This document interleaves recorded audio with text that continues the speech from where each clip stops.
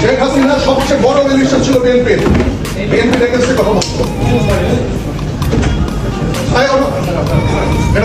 চাঁদাবাজ এর বিরুদ্ধে সবসময় আমাদের কথা বললো, যারা চাঁদাবাজ, যারা মামলাবাজ, আমাকে একটু কথা বলতে এটা তো স্বাধীনতা হইল না। আমরা তো আপনাদের কাছ থেকে কিভাবে শেখাবেন আপনারা? আমি তো শিষ্টাচার কিভাবে শিষ্টাচার শেখাবেন? আমরা আমরা জানি না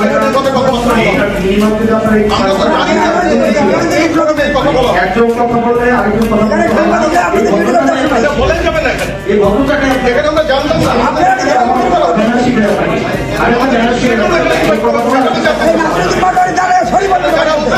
কেন আমাদেরকে এখানে ইনভাইট করছেন? আমি জানতে চাই। আপনি দাঁড়িয়ে সরি বলেন।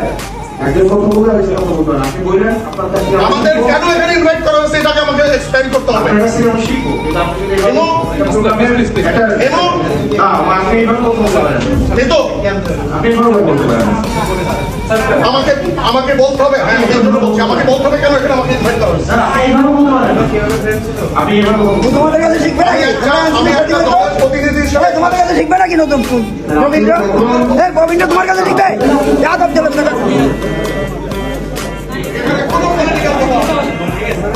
এখানে পলিটিক্যাল কথা বলা যাবে না। এখানে 60+ সাংবাদিক আছে, তোমরা যাদব।